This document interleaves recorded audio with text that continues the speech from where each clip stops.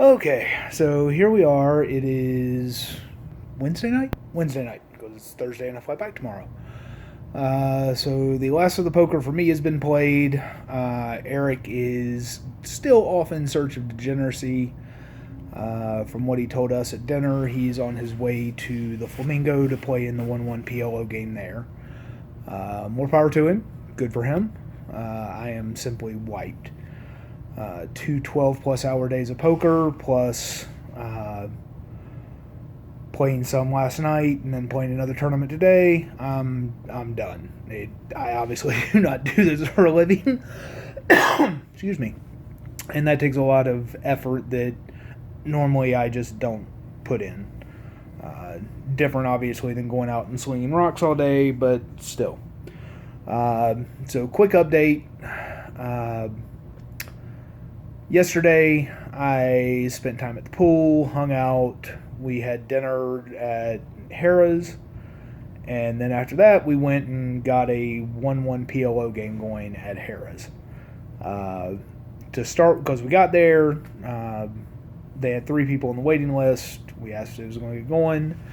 Said, well, we don't know. It's like, well, we got 3 other people here that are willing to play, and yes, we're willing to play six-handed.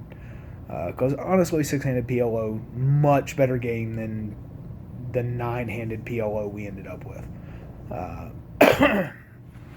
Still enjoyable to play, mind you, even though it was PLO high only, not high-low, but still fun to play. So one notable hand from that, I was in the big blind with Queen Deuce of Clubs and 2 other cards. Pretty sure it included an ace, and I want to say it was Ace Jack with a suit as well.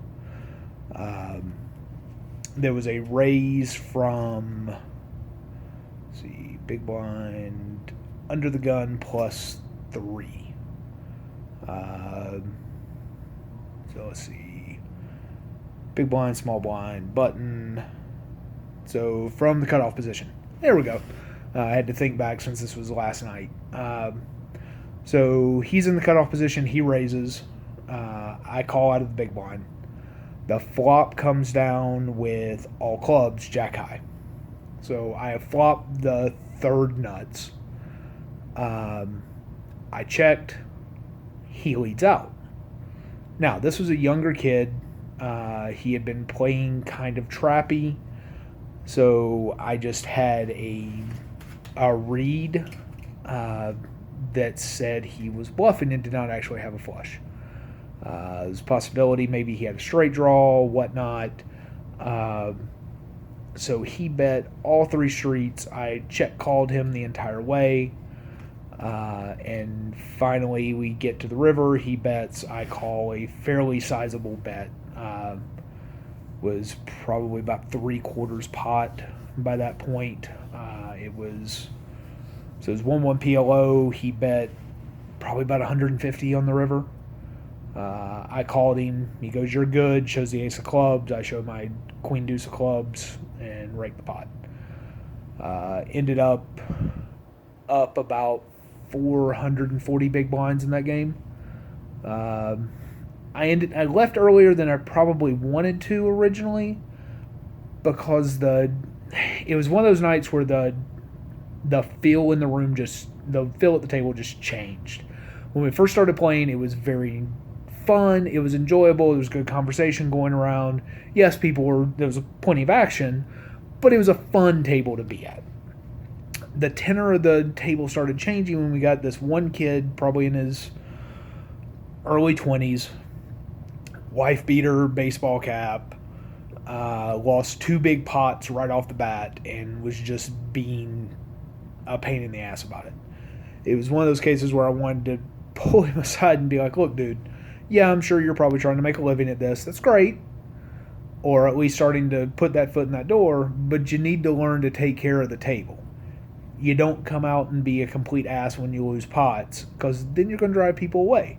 Point of fact, guy to my left, who I'd been having very good conversation with and had very nice Star Wars tattoos on his arm, packed up and left. I left. Eric left, and the Asian woman who had been in seat 1 since we started the game also packed up and left. Between her and I, there were probably about 1,500 to 2,000 big blinds that came off the table because we just didn't want to play with this guy anymore. Walked with Eric over to the win, dropped him off at the poker room there, came back, crashed out. Found out this morning, Eric didn't come back until 6 o'clock in the morning. So he got in about 30 minutes before I woke up. But he enjoyed himself. He went back to Harrah's, played PLO there some more, went over to the Flamingo and played in their 1-1 PLO game when the one at Harrah's broke. Today, we went and played the 2:35, 2 p.m. Deep Stack at the Rio. So 2 notable hands that I want to talk about from that. One, I'm in the small blind and have pocket 5s. Folds around to the cutoff raises. Button 3-bets him. Now, backstory, those 2 guys had been back and forth for every time the guy who was in the cutoff would raise, the guy who was on the button this hand would 3-bet him. I had seen it happen a lot, and I just had a good feeling that he was 3-betting light. But I also figured if it got raised and went back around to them, the cutoff could not call for fear that or raise or shove either way for fear that the button actually had a hand.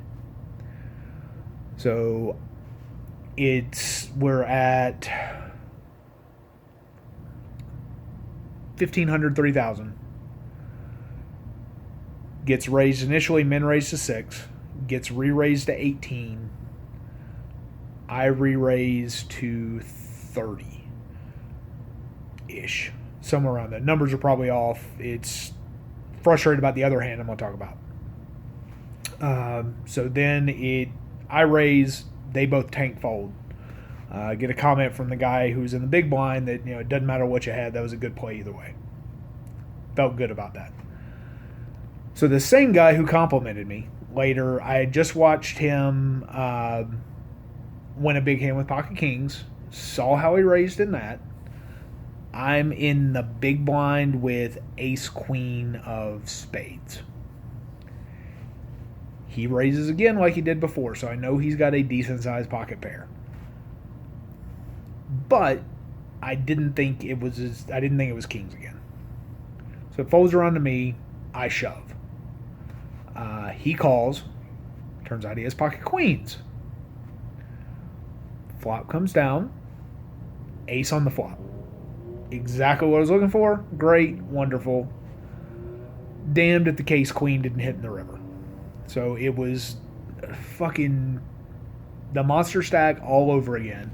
As I told Eric and Jason at dinner tonight, I just need to quit playing Hold'em tournaments for right now. Because it's clear that no matter how well I play, Variance has decided that I am its little bitch boy right now. And that's all there is to it. But overall, even with busting out of that tournament today, I'm still up a fair amount since I was essentially free rolling the monster stack. So I don't need to count that. It counts for taxes, mind you. That's important. But I definitely want to look at. I'd like to go to Cherokee in August. I just don't think it's going to happen though, for a variety of reasons. But we're talking about possibly hitting New Orleans for the circuit event next year. And we're going to do the tournament series again to send another 2 people out here. And what we're probably going to look at doing is upping it to 400 initial for everybody so that we can send solidly $1,500 out here rather than what Eric and I did was, since I won 1,000, he gave me 200 off of his so we could both play the monster stack. But tomorrow morning, Jason and I meet down in the lobby at 7 a.m., head to the airport, and fly back to Atlanta. So we'll see if I keep these up once I'm back. with any of the cash games I play, if I play any of the on tilt tournaments. But we'll see how it goes. And maybe it'll even get better.